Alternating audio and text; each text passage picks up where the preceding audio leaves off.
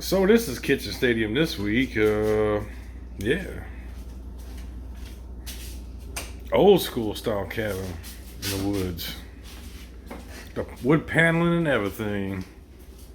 Popcorn asbestos ceilings. Mmm.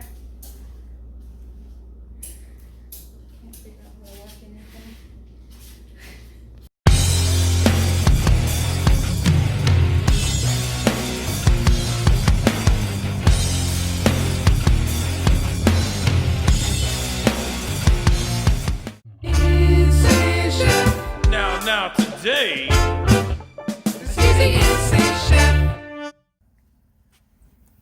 Here's the outside views of the old cabins in the woods, but this place is pretty sweet. I do like it. Robber's Cave. Looks like somebody used a fire pit as a trash can. Of course they did. What I do know is we're gonna have some barbecue of some chicken and stuff tonight. I'm in a chicken mood. We off the red meat. So I got a picnic table and a fire grill over here. And what a view, look at there. Side of a mountain.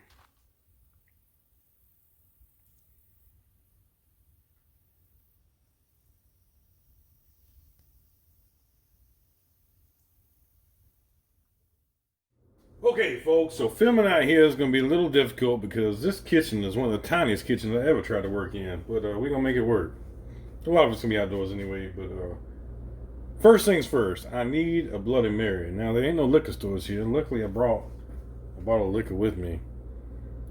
Thanks to Mr. Bugatti. And I'm going to make a Bloody Mary out of what I could find at the grocery store here. And I found a spicy V8, so that should be good. Now remember, I always travel with some little tiny bottles of Tabasco and, of course, some Tony sachets. I got the small ones and I brought the can with me this time. So, we're going to add some lime. Got some olives this time, so we're going to do some olives in there. Olive juice, and we'll make it work. Fresh bag of ice here. Yeah, same principle as when we showed you the full Bloody Mary recipe, but this one's just going to be a little different because we're using what we got. Some lime juice in there. I don't have the Worcestershire with me this time, so we'll skip that part too. It'll be a bastardized version, but it'll still taste pretty good. Because I just want to chill out. I don't want to get super drunk or nothing. Just chill out.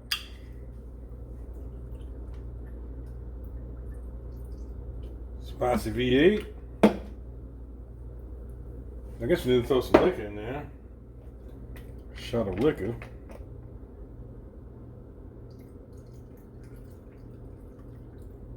Good about there.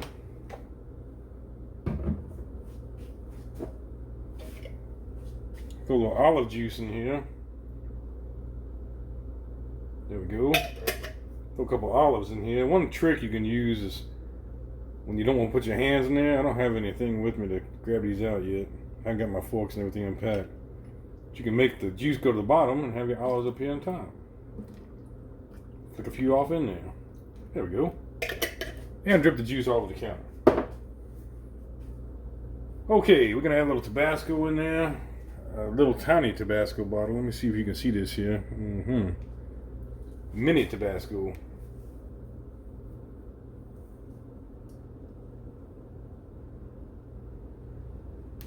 Go. And we'll give that a stir.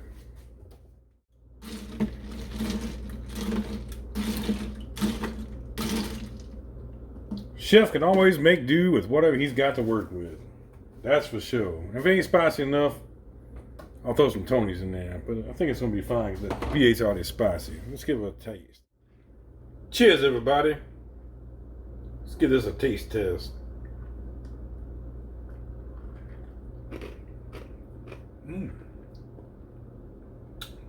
Pretty good and pretty spicy.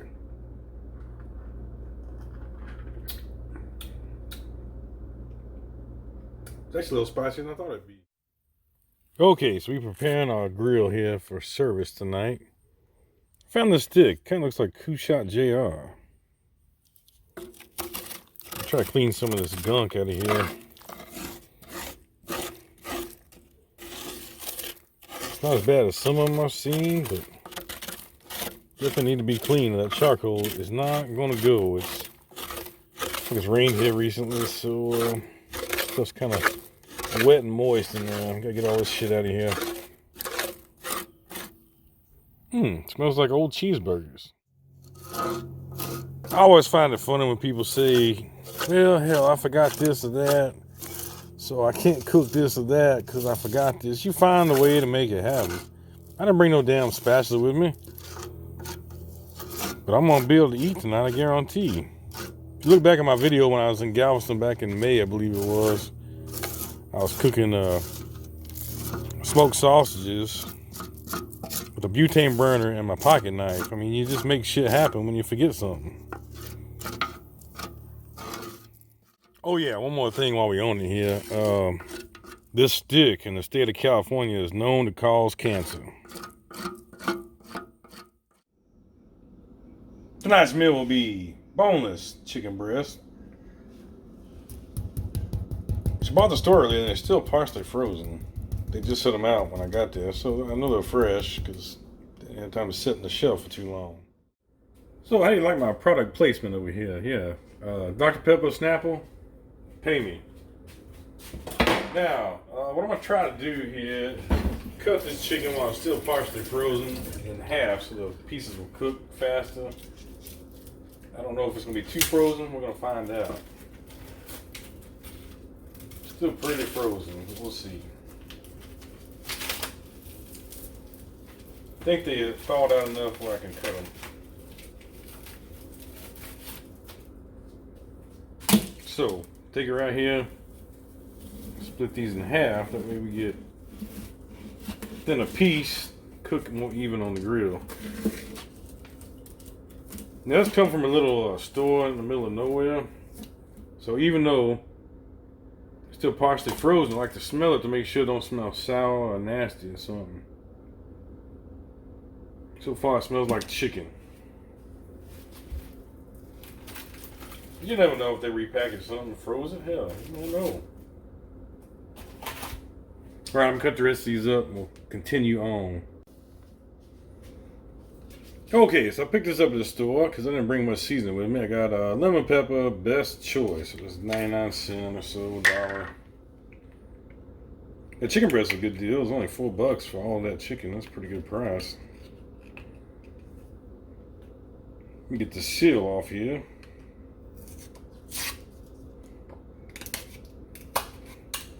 Put the safety seal on here so the Unabomber don't stick some kind of bomb in there, I think. I don't know for sure. Okay.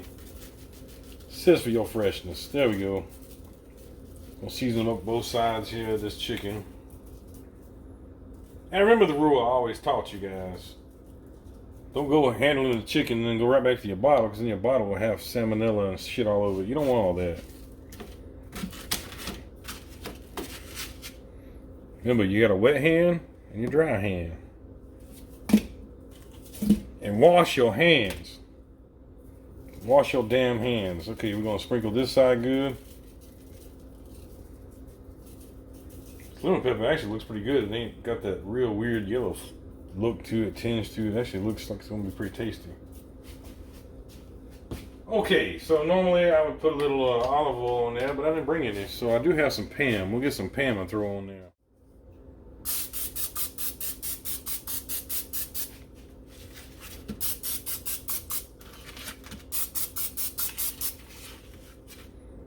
That way it don't stick to the grill. You go to grill it.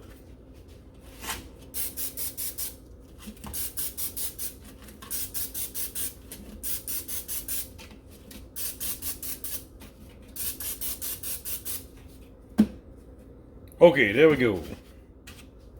Get a fire started here in a second. Also pick up this Jiffy Pop. You gotta have Jiffy Pop when you're in a cabin. It's just, you gotta have it. If you haven't had Jiffy Pop, you don't know what you're missing. You get that little burnt, charred taste to it. That's some damn good popcorn. So I even threaded, babe.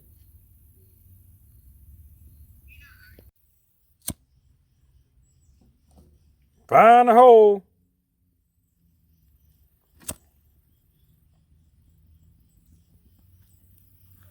I mean, what a beautiful backdrop here.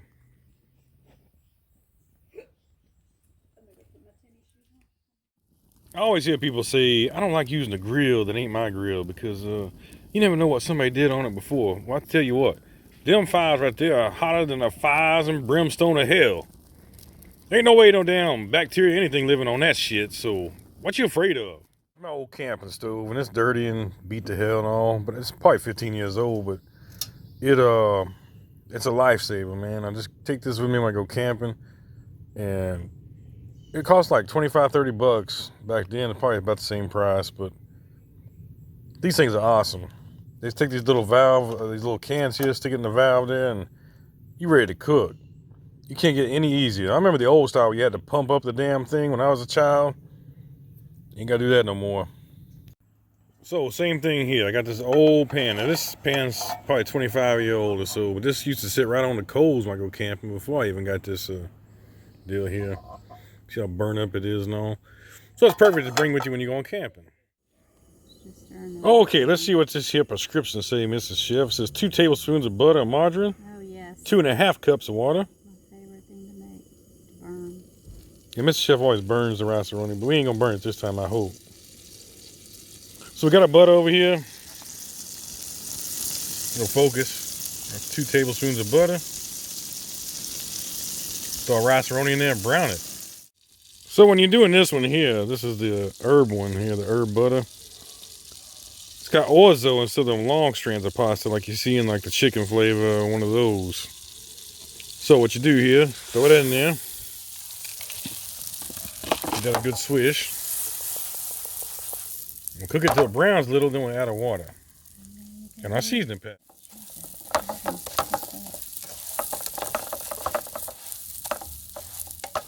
It's browning up real nice there. So it's going to take just over 1 bottle of water here. 2.5 cups. A bottle of water is just over 2 cups.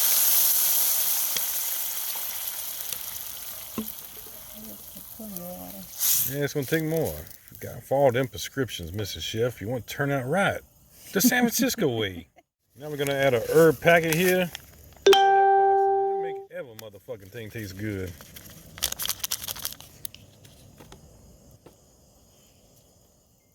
Lastly for this here, we're going to make this, we're going to put this conspiracy hat on here. And let that go slow and low, because that is the tempo. I mean, can you imagine the conspiracies being dreamed up underneath the top of this hat? Let's throw some chicken down.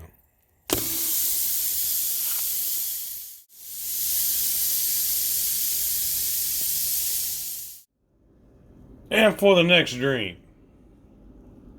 extra smooth, some Canada Dry, and some cranberry grape. So I gave our chicken its first little flip there. I think it's cooking up pretty nice. This corner over here is really hot, so I'll rotate them around.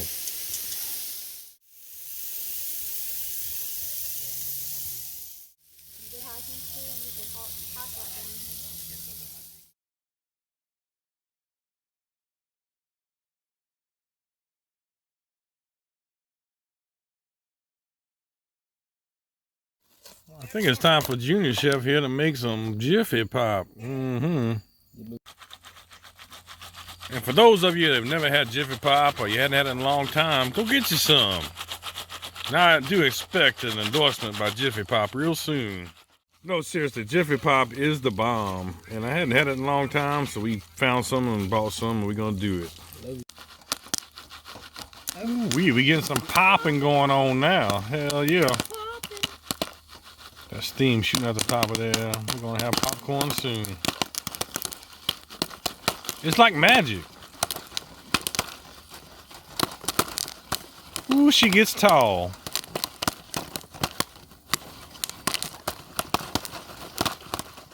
Ooh, you gotta be careful when you open the top. That's looking delicious, smelling delicious. Let's have some Jiffy Pop. We got a snake right here that is a copperhead, it looks like. That's a copperhead. So, we've just killed a copperhead. My battery's too low to get the... We killed about I don't know, about 1.5 foot long small copperhead, but even the small ones have a lot of toxin. They send you straight to the hospital. Where we at? I don't know where the hospital even be. Wilburton. And with that, probably wouldn't even be And that was right next to where we were eating, so that was kind of scary. colors like that. I was cleaning myself up.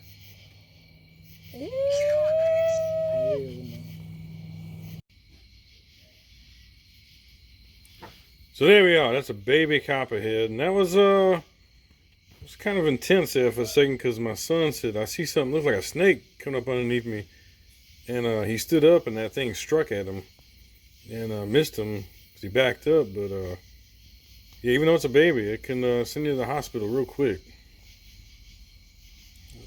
These are native to Texas and Oklahoma area, and they're pit vipers. They pack a powerful punch, and definitely have a bad day you get bit by that damn thing. I've heard that even these smaller ones have more concentrated poison than the bigger ones, but like I said, that's about 1.5 foot, 2 feet long, so it's a baby when they get up to 5 or 6 feet. But yep. At least we didn't get struck, and hopefully we took this out because this area has a lot of children in this park here, so definitely don't want one of them getting bit by one. Anyway, he was feisty. He was striking. Now, me personally, I'm a fan of snakes because they take care of rats and all the vomits around, mice and rats and all. But I'm not a fan of poisonous snakes, and especially when they being real aggressive like that one was. That was it's kind of freaky. Anyway, good thing we got rid of it, and you know, like I said, this place is full of cabins and there's children all over the place, young kids, 3 or 4 years old running around, and that could be a bad scene. Anyway, a little excitement for the night. Thanks for joining us, and we will see you next time.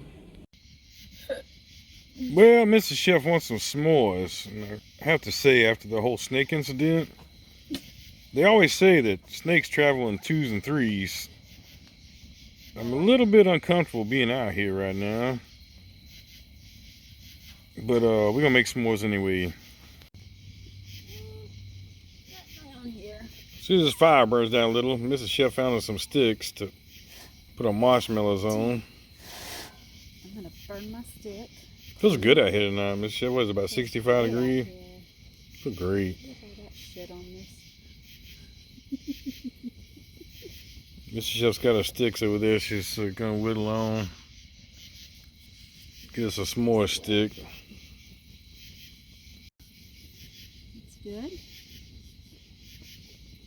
Getting your s'mores ready, honey? Is it ready now? No, it needs to burn for a little bit. I just got my stick burnt. The level of the heart.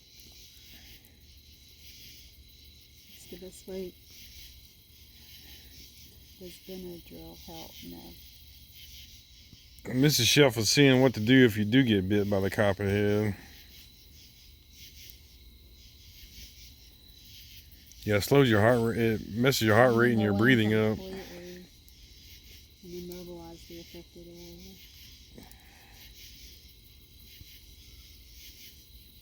Definitely gotta get your ass to the hospital, that's for sure. I've never been bit by one. How was your s'mores, Mrs. Chef? It was good. Very good. Your turn. You haven't had one yet. Maybe I'll make one. You need to make one. I'm not a huge s'mores fan, but I may have one. Well, just do it.